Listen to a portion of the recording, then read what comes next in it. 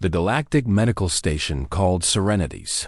Grace floated in the darkness between stars like a silver flower waiting to bloom. And inside its walls, the greatest doctors in 12 star systems worked their healing arts on species from every corner of known space. Dear Elena Vasquez stood at the observation window and watched a transport ship approach the docking bay, her reflection ghostly against the backdrop of distant suns. And she thought about how far she had traveled from the dusty colony world, where she had first learned to hold a scalpel. She was the first human doctor ever granted permission to study at this station. And the Volanthi who ran this place had made it very clear that they considered her presence more of a curiosity than a professional courtesy. For in their eyes, humans were medical primitives who still cut flesh with blades and mended bones with metal pins, while civilized species had long ago moved beyond such barbarism. The Volanthi themselves were tall beings with skin like wet silk and eyes covered by thin membranes that flickered when they thought or felt strong emotions. And they had practiced medicine for 10,000 years using nanites and regeneration fields and genetic resequencing. Technology so advanced that they seemed like magic to younger species. Elena had been at the station for 3 months, and in that time, she had learned much but had also felt the constant weight of being considered lesser. For when she walked the gleaming corridors, the Volanthi doctors would nod politely, but their membrane-covered eyes would flicker with something that looked very much like pity. She turned from the window when the alarm began to sound. The transport ship had not approached the docking bay so much as crashed into it. And now emergency teams were rushing through the corridors while medical staff prepared for casualties. And Elena found herself swept along in the current of bodies moving toward the trauma center. The scene in the docking bay was chaos wrapped in smoke and flickering lights. And rescue workers pulled survivors from the twisted wreckage of what had once been a diplomatic vessel. And Elena saw species she recognized, and some she did not. All of them wounded and frightened and calling out in languages her translator struggled to process. But one patient drew everyone's attention. Ambassador Cathari of the Solmari Collective lay on a hovering stretcher while Volanthi doctors surrounded them with scanners and worried expressions. And Elena pushed through the crowd to see what had captured their focus so completely. The ambassador was unlike any being Elena had ever seen. The Solmari were crystalline life forms, their bodies made of living mineral that grew and changed and thought and felt. And Ambassador Catharai's form caught the emergency lights and scattered them into rainbows across the walls. But something was terribly wrong with this beautiful creature. A shard of hull debris had lodged itself deep within the ambassador's chest, if chest was even the right word for a being made of crystal. And Elena could see that it had penetrated between 2 clusters of glowing light that pulsed like heartbeats within the lattice structure. The neural clusters, said the Volanthi doctor beside her, a younger physician named Seath, who had been one of the few to treat Elena with genuine kindness. The debris is trapped between the primary and secondary consciousness nodes, and if it moves even slightly in either direction, the ambassador will die instantly. Elena watched as Primarch Othel, the chief surgeon of the entire station and a being who had practiced medicine for 300 years, ran simulation after simulation on the holographic displays that surrounded the patient. The Primarch's membrane covered eyes flickered rapidly as each simulation ended in failure. The nanites cannot navigate the crystalline structure, Othel announced to the assembled doctors, their voice carrying the weight of absolute authority. The lattice pathways are too complex and too fragile for microscopic intervention. Another simulation failed. The regeneration fields cannot distinguish between healthy crystal and the foreign object. Othel continued. Activating them would cause the debris to fuse permanently with the neural clusters. Another failure. Genetic resequencing is meaningless for silicon-based life forms, the Primarch concluded. We have exhausted every option available to Volanti medicine. The room fell silent except for the soft humming that came from the ambassador's crystalline form. A sound that Elena somehow understood was the Solmari, equivalent of labored breathing, a younger crystalline being pushed through the crowd. Smaller than the ambassador, but made of the same beautiful living mineral, and Elena learned this was Rel, the ambassador's attach, and the only other Solmari currently in this sector of space. Rel's form vibrated with frequencies that the translator rendered as desperate pleading. There must be something you can do. The ambassador is vital to the peace negotiations between our people and the Varathi hegemony.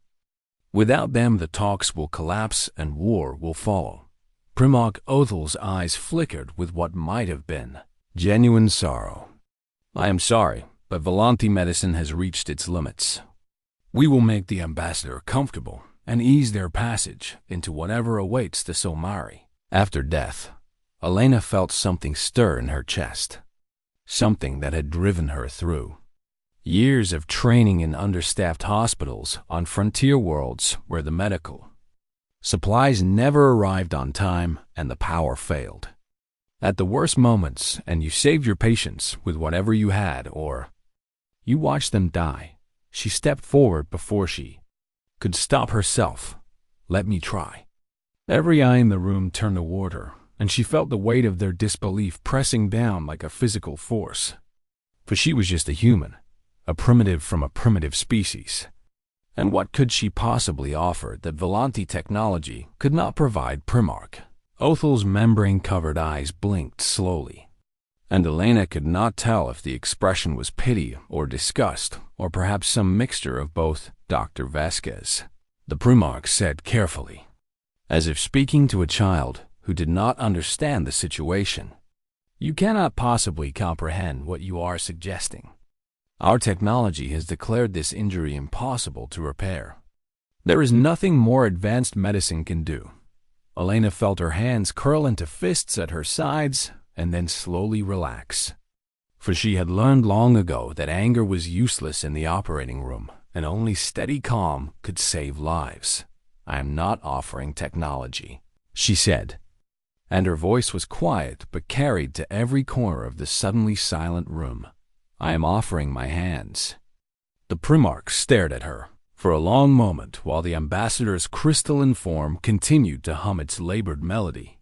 You propose to cut into a living being with primitive tools, Othel said. You propose to navigate structures you have never encountered using nothing but your eyes and your fingers. You propose to attempt what every simulation has declared impossible. Elena nodded once. Yes, and when you fail, the Primarch continued, when your hands shake or your eyes miss some crucial detail, or your primitive instruments cause more damage than they repair. What then? Elena looked past the Primarch to where Ambassador Keth Ari lay on the hovering stretcher, their crystalline form growing dimmer as the infection from the debris began its slow spread through the lattice structure. Then the ambassador dies, Elena admitted. But they are already dying, and I would rather give them a chance than stand here and watch it happen. Rel stepped forward, their crystalline form vibrating with harmonics that made Elena's chest ache even through the translator. Let the human try. Our people do not believe in miracles, but we believe in those who attempt the impossible. The ambassador would not want to fade away while healers stood by and did nothing. The Primarch was silent for a very long time. Finally, their membrane-covered eyes flickered once. Prepare an operating theater, and may whatever gods the humans believe in guide Dr. Vasquez's hands.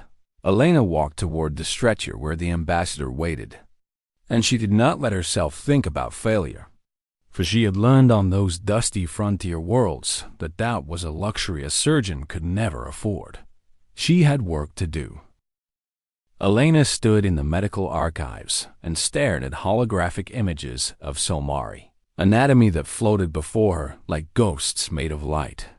And she had been standing here for 6 hours while, somewhere in the station, the Lanthi prepared death rites for a patient who was not yet dead, The crystalline nervous system of the Solmari was unlike anything human medicine had ever encountered, for it was not made of cells and neurons but of living mineral that conducted thought and feeling through vibrations that traveled along lattice pathways too complex for most scanners to fully map. Elena traced the pathways with her finger, following the routes that consciousness took as it flowed through Ambassador Catharis' crystalline form.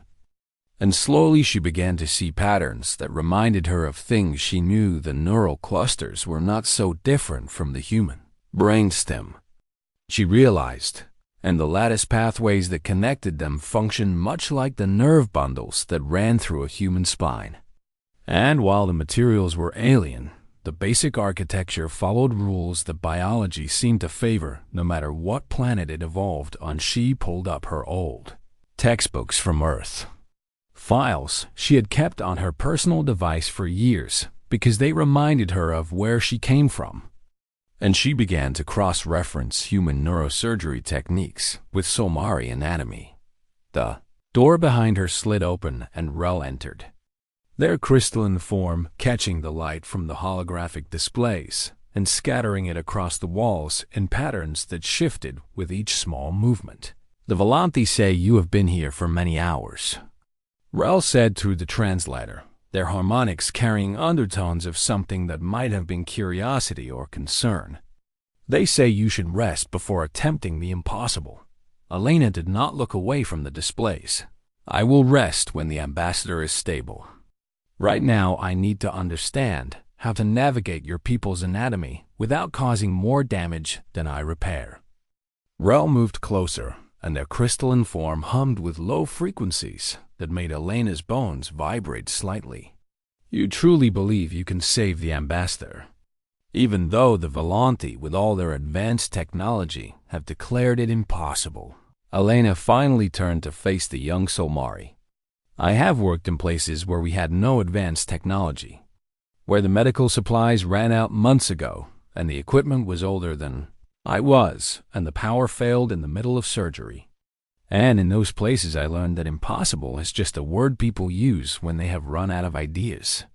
Rel was silent for a moment, and then their form vibrated with what the translator rendered as something close to wonder. "Our people have a saying that the universe rewards those who refuse to accept its limitations. I begin to understand why humans have spread so far so fast despite being such a young species." Elena smiled, and it was a tired smile but a genuine one. "We are very stubborn. It is perhaps our greatest strength and also our greatest flaw." She returned to her work and Rel stayed with her, watching silently as she built her surgical plan, piece by piece from fragments of human knowledge and Solmari anatomy and pure stubborn determination. When she finally emerged from the archives, the station's artificial day had cycled into night and back into day again. But Elena barely noticed because her mind was full of pathways and lattice and the precise movements her hands would need to make. She walked to the supply station and began to requisition tools that the station had not used in centuries. And the Volanti technicians who processed her requests stared at her as if she had asked for stone, knives, and animal skins. Physical scalpels arrived in sealed cases that had not been opened since the station was first built. And Elena tested each one against her thumb until she found the blade that felt right in her hand. Macro manipulators came next, tiny tools designed to work on scales too small for fingers alone. And Elena practiced with them until they moved as smoothly as extensions of her own body. A magnification headset completed her toolkit, a device that would let her see the ambassador's crystalline structure in detail that no unaided eye could achieve. And she adjusted it until the focus was perfect. She assembled her surgical tray on a table in the center of the operating theater while Volanti doctors gathered to watch, their membrane-covered eyes flickering with expressions that ranged from curiosity to horror to something that looked almost like respect. Primarch Othel approached her as she laid out the final instruments. "This is barbarism, Dr. Vasquez. You proposed to cut into a living being, as if we were still primitives huddled in caves and praying to forces we did not understand. Elena arranged the scalpels in the order she would need them. Your people have forgotten that before there was technology, there were hands. And hands can go where machines cannot and feel what sensors cannot detect. And if your hands fail, Othel pressed, if you make a single error in those crystalline pathways and cause the ambassador's death. Elena looked up at the Primarch, and her eyes were calm and steady in a way that made the ancient Thalanthi physician take a small step backward. Then I will have failed, but I will have failed while trying. And that is better than succeeding at doing nothing.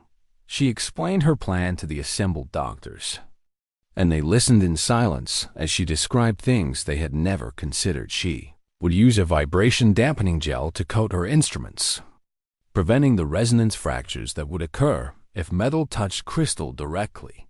And she would navigate the lattice pathways by touch, rather than sight, because the crystalline structure refracted light in ways that created false images. She would cut around the debris with a laser scalpel set to the lowest possible power, removing the minimum amount of crystalline material necessary to free the foreign object. And she would extract it with her bare hands, because no mechanical grip could be gentle enough for such delicate work. She would seal the wound with a synthetic mineral compound that she had spent 3 hours formulating, based on the Solmari biological data in the archives. A mixture that she hoped would bond with the ambassador's crystalline structure and allow the lattice to regrow. This is theoretical at best, Othel said when she had finished. You have never worked on a Solmari patient before. You are basing your entire plan on human techniques, adapted for an alien physiology. You have only studied in archives. Elena nodded. Yes, that is exactly what I am doing. And you truly believe this will work? Elena picked up a scalpel and held it to the light, watching how the blade caught the glow of the operating theater's lamps. I believe the ambassador deserves a chance to live, and I believe I am their best option for that chance. Whether it will work or not is something we will only learn by trying.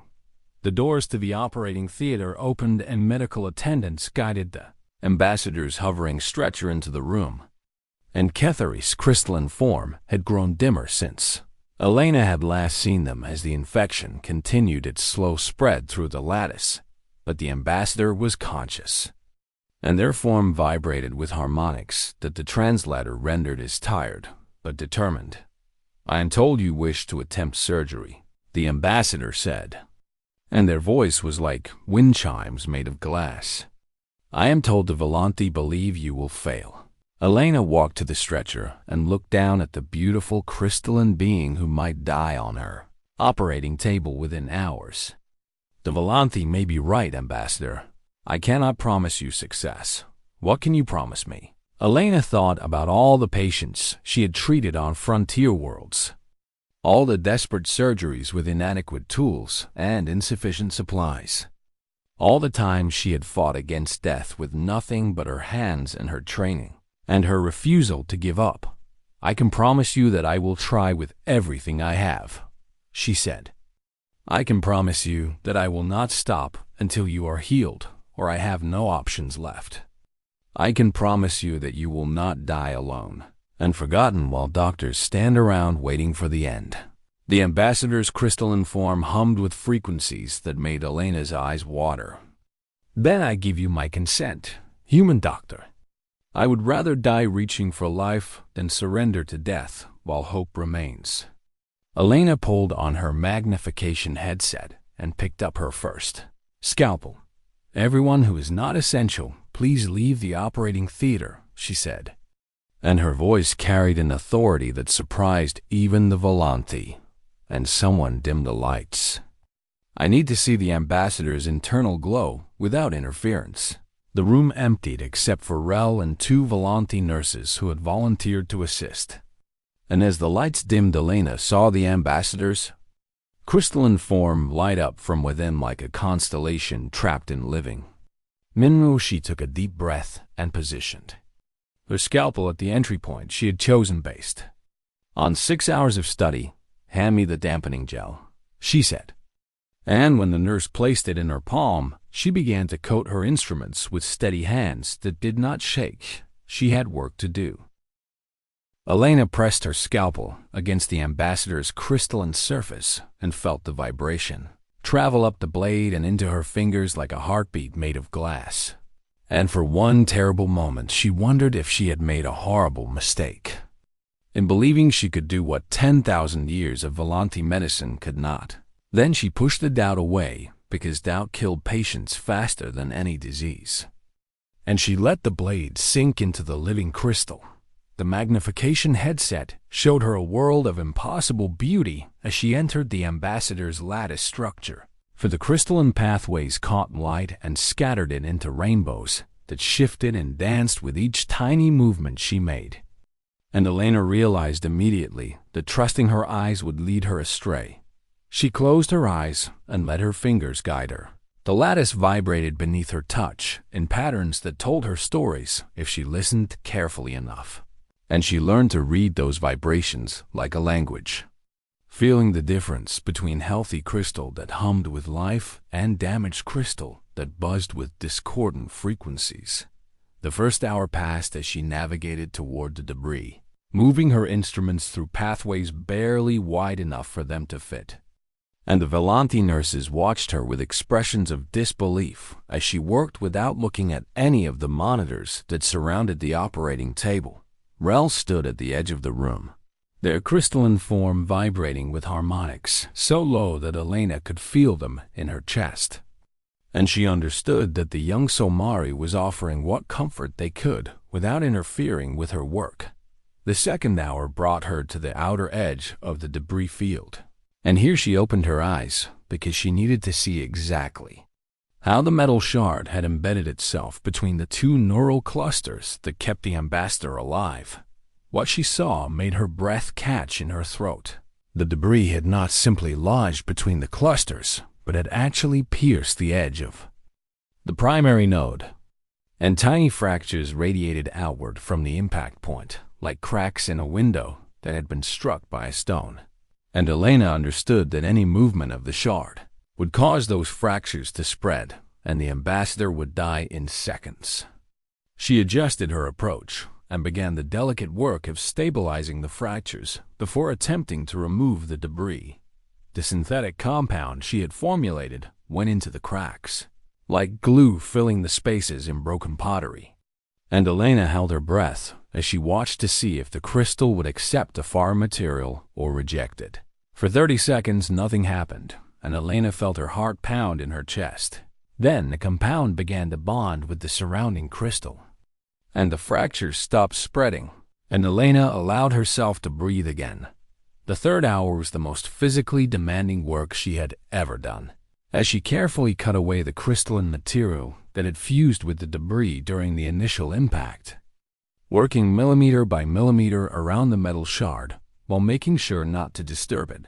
Sweat dripped down her face and stung her eyes, but she did not wipe it away because she could not spare a hand. And one of the Volanti nurses noticed and began to gently blot her forehead with a sterile cloth.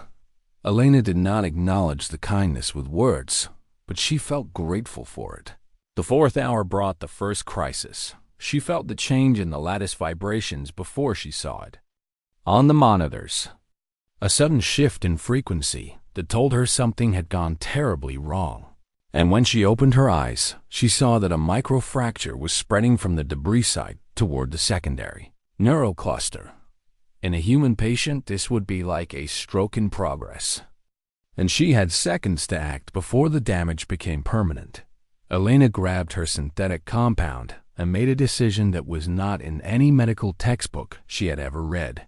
For instead of using the material as a sealant, she used it as a bridge, laying down new pathways that bypassed the damaged area entirely. The Volanti nurses gasped, and Primarch Othel, who had been watching through a window somewhere, made a sound of alarm that Elena heard even through the operating theater's walls.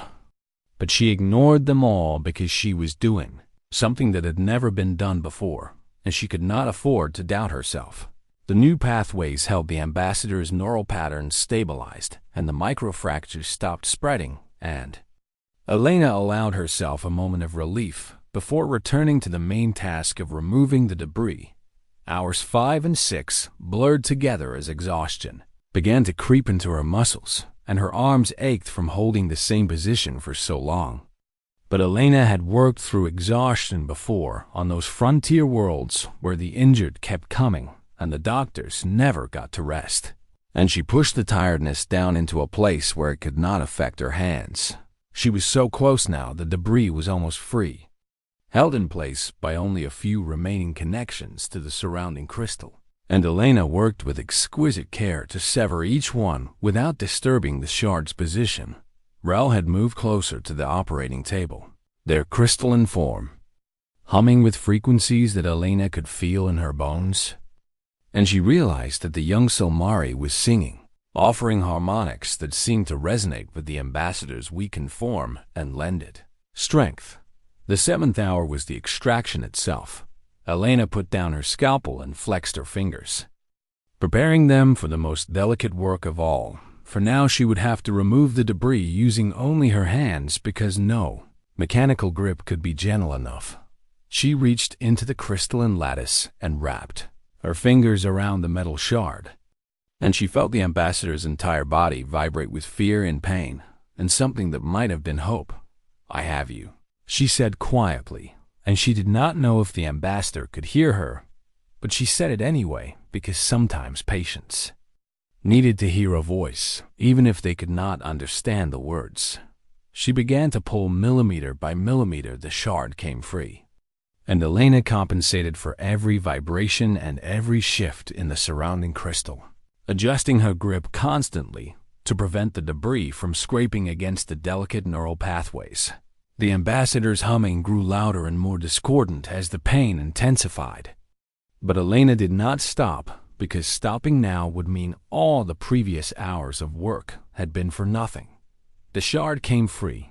Elena held it up to the dim light of the operating theater, a twisted piece of metal no larger than her thumb, and she marveled that something so small could have caused so much damage and nearly ended the life of a being so ancient and wise. But she was not finished yet. Hour 8 was the sealing of the wound, and Elena worked quickly now because the ambassador had lost a great deal of the internal fluid that Solmari used to maintain their lattice structures. And every second that passed increased the risk of the repair failing. She applied her synthetic compound to the wound site and held her breath as she watched to see if it would bond with the ambassador's crystalline form. The compound shimmered and then began to integrate with the surrounding crystal. New lattice structures growing from the edges of the wound and meeting the synthetic material like old friends reuniting after a long separation.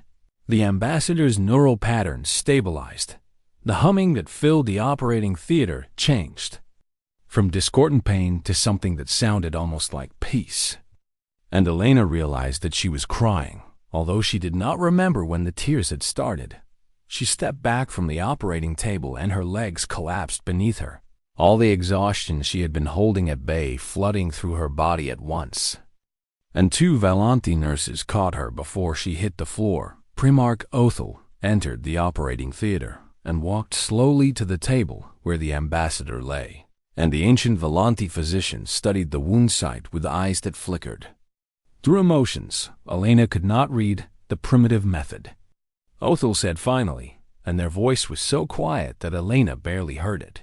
"Appears to have succeeded." Elena tried to respond, but her throat was too dry and her body was too tired, and she allowed the nurses to help her to a chair where she sat and watched as Rel rushed to the ambassador's side. The young Solmari's crystalline form vibrated with harmonics that the translator could barely render, frequencies so high and so pure that they made Elena's heart ache with their beauty. "You saved them," Rel said, and their voice cracked through the translator. "You saved the ambassador when no one else could." Elena looked at her hands, the same hands that had held a scalpel for 8 hours without shaking, and she smiled a tired smile. I just gave them a chance, she said. The ambassador did the rest. She closed her eyes and let herself rest, knowing that her patient was stable and that for now, at least the impossible had been achieved. Elena woke to the sound of alarms and the feeling of wrongness that every doctor learned to recognize after years of practice. And she was on her feet and running toward the ambassador's recovery room before her mind had fully registered that she had been asleep. The station's corridors blurred past her as she ran, and other medical staff pressed themselves against the walls to let her pass because word had spread about the human doctor who had done the impossible, and no one wanted to slow her down. She burst through the doors of the recovery room and saw immediately what had gone wrong. The ambassador's crystalline form was flickering like a candle in a strong wind, the internal light that indicated neural activity growing dim and then bright, and then dim again in patterns that spoke of a system fighting against itself. Raul stood beside the bed with their crystalline form, vibrating at frequencies so high that Elena could feel them in her teeth. And the young Salmari's voice came through the translator as pure anguish. Something is wrong. The ambassador was stable, and then this started, and the Volanti do not know what is happening. Elena grabbed a scanner and ran it over the wound site, and what she saw made her stomach drop. The synthetic compound she had used to bridge the fractures and seal the wound was being rejected. The ambassador's crystalline structure was trying to push out the foreign material, treating it as an invader rather than a repair. And the new pathways Elena had built were fragmenting as the rejection spread through the lattice. March Othel appeared at her side, and the ancient Volanthi physician's membrane-covered eyes flickered with something that might have been vindication. The body rejects the primitive repair. I warned you that this would happen. Human medicine cannot simply be applied to alien physiology without consequence. Elena ignored the criticism because she had learned long ago that blame was useless in a crisis and only action could save lives. She studied the scanner readings and tried to understand what was happening, for the rejection made no sense based on what she knew about Solmari biology, and there had to be something she was missing.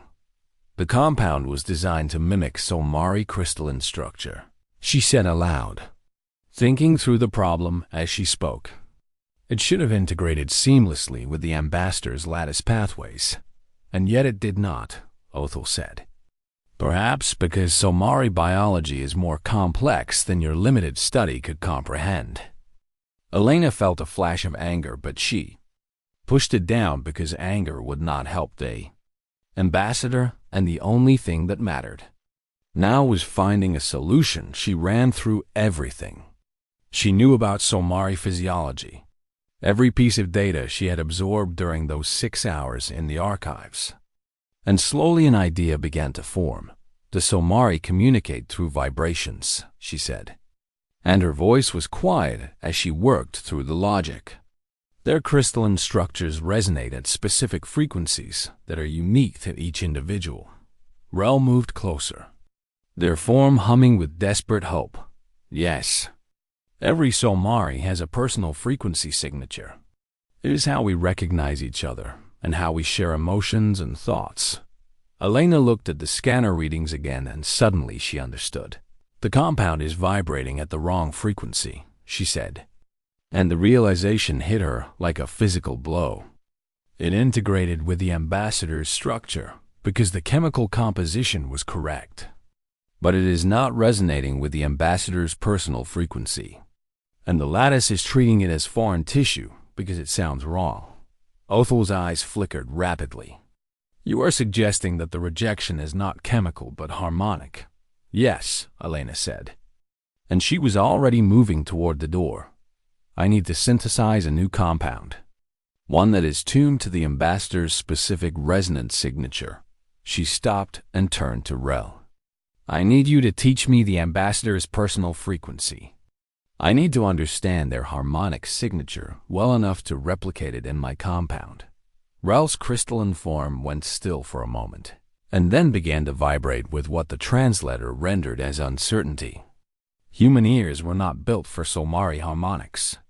The frequencies we use are beyond your range of perception. Then we will have to find a way around that limitation, Elena said. The ambassador is dying, and this is the only solution I can think of. Will you help me or not? Rel did not hesitate. I will help you. They worked together in one of the station's laboratories for the next 4 hours.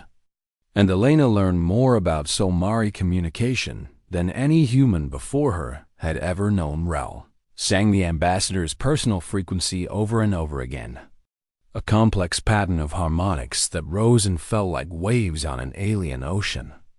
And Elena listened with every tool she could find. Using sensors that could detect vibrations her ears could not hear slowly, she began to understand the pattern.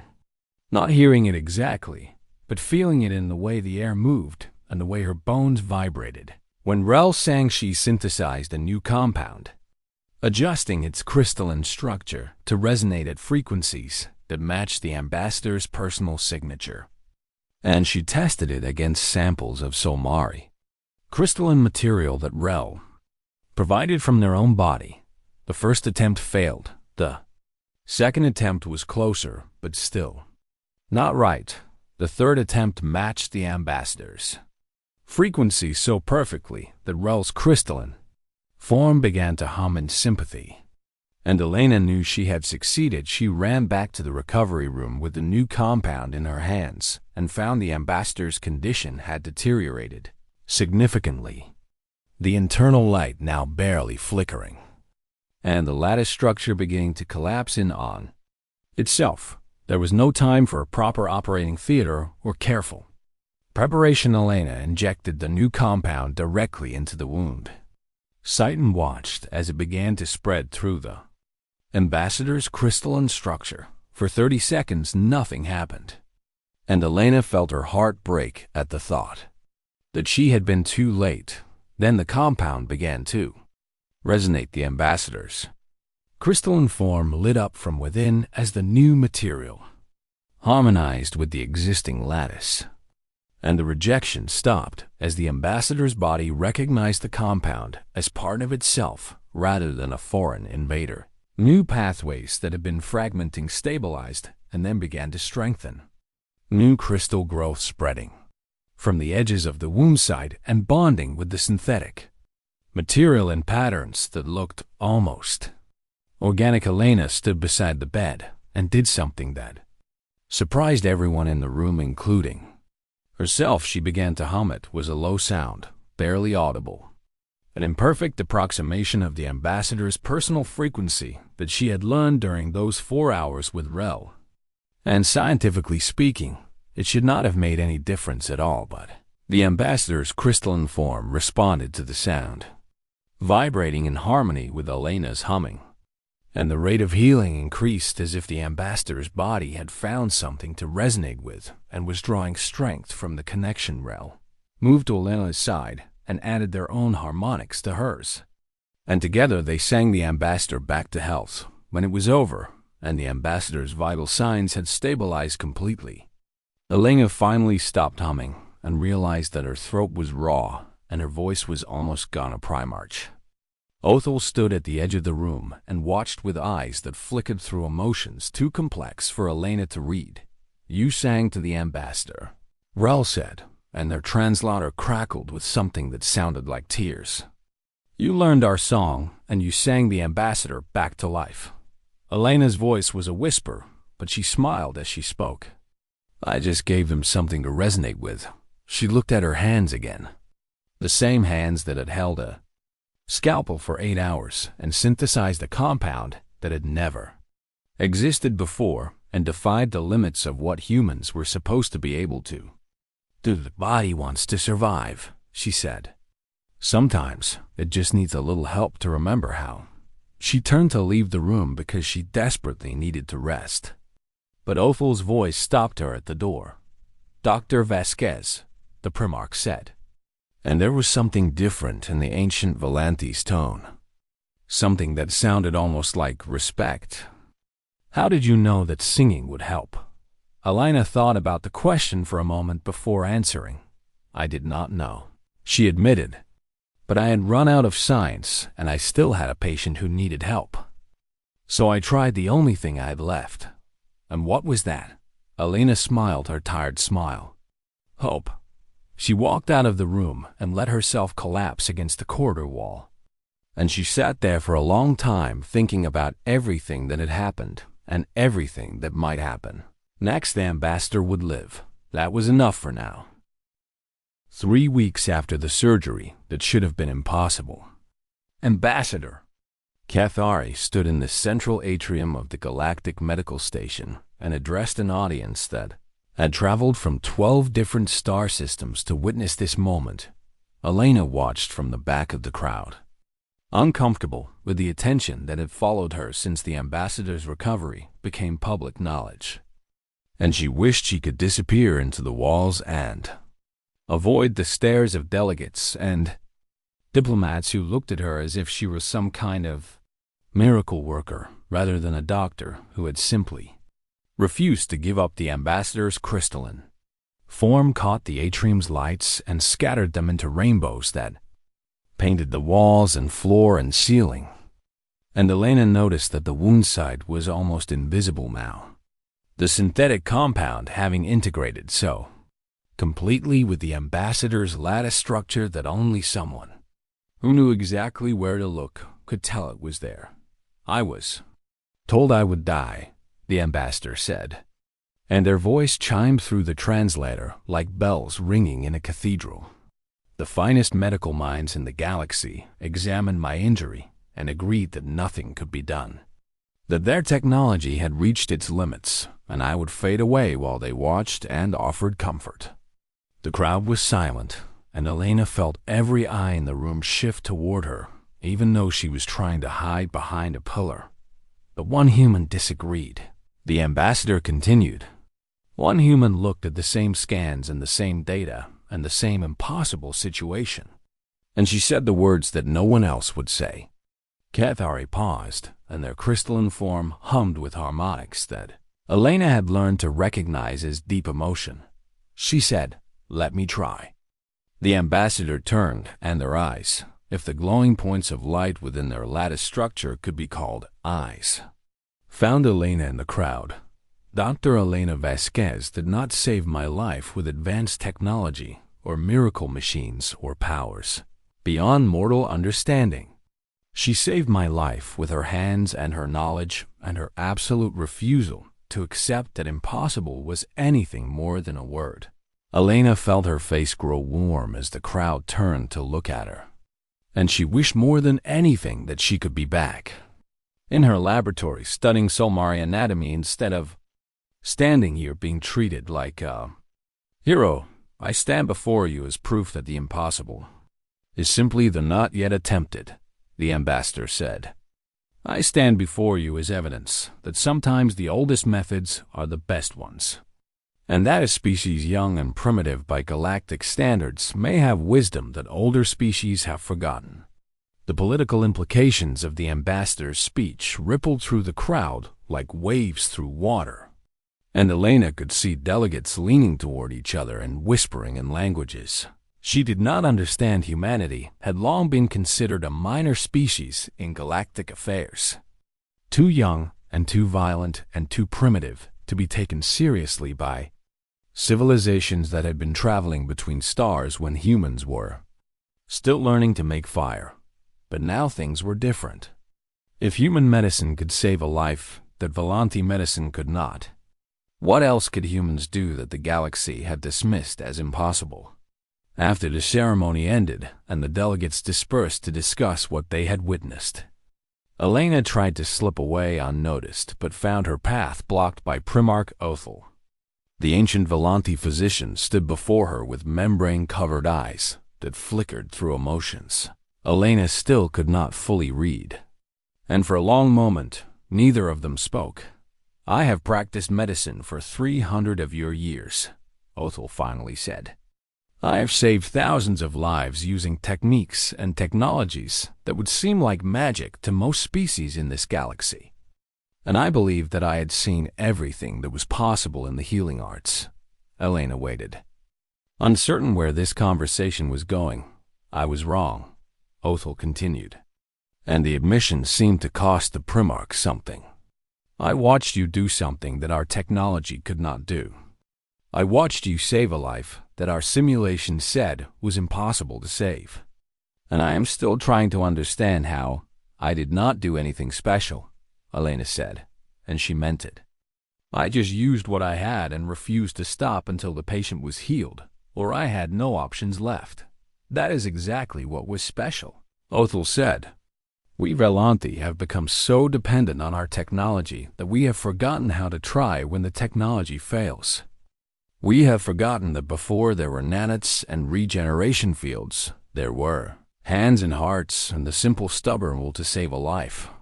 The Primarch's eyes flickered once and then became still. I would like to learn. Othel said, this surgery you performed, this primitive method as I called it, I would like you to teach me how it works. Elena stared at the ancient physician in surprise. For this was the last thing she had expected to hear from someone who had dismissed her techniques as barbarism just weeks ago. You want me to teach you, she repeated, making sure she had understood correctly. Yes, Othel said, and not just me. I believe this knowledge should be shared with medical students throughout the station, perhaps throughout the sector, so that when our technology fails, we will have another option besides watching our patients die. Elena thought about the frontier worlds where she had trained, the understaffed hospitals and the broken equipment and the patients who had lived because she had refused to give up on them. And she smiled.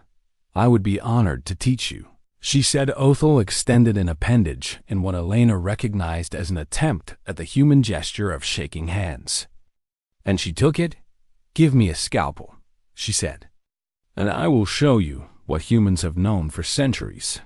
The Galactic Medical Council voted that year to integrate what they called manual intervention techniques into their standard curriculum, and they gave the practices clinical names and published papers that use complicated words to describe simple concepts.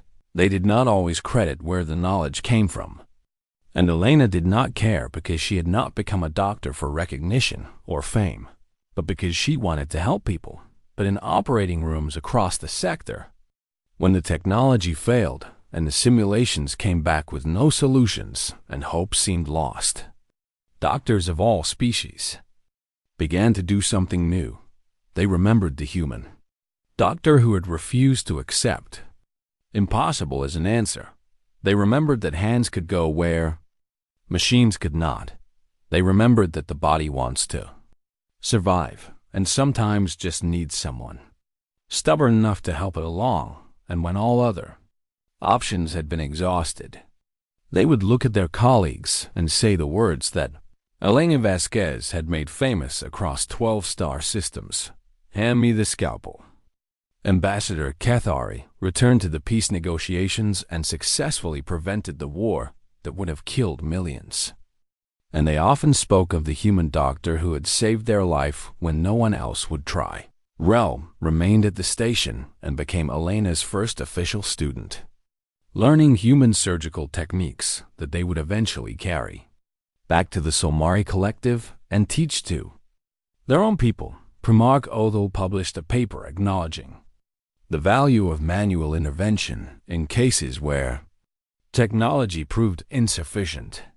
And although it caused controversy among the Volanthi medical establishment, it also saved lives that would otherwise have been lost, and Elena continued to practice medicine on the station that had once considered her a primitive curiosity, training a new generation of doctors who learned that sometimes the most advanced solution was the simplest one. She never forgot where she came from. She never forgot the dusty colony world where she had first learned to hold a scalpel. She never forgot that she was human, stubborn and imperfect and determined to try even when trying seemed pointless. And when young doctors asked her how she had done the impossible, she always gave them the same answer. I did not do the impossible, she would say. I just refused to believe it was impossible until I had tried everything I could think of. She would hold up her hands. The same hands that had navigated crystalline lattice and synthesized alien compounds and performed surgery for 8 hours without shaking.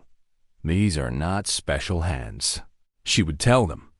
They are just hands that refuse to stop working, and that, she believed, was the true legacy of humanity among the stars. Not their technology or their weapons or their vast and spreading civilization, but their stubborn, impossible, unbreakable refusal to give up, even when the entire galaxy said it could not be done. Even when the most advanced medical minds declared a patient unfixable, there would always be a human somewhere, ready to look at the impossible and say 3 simple words: "Let me try."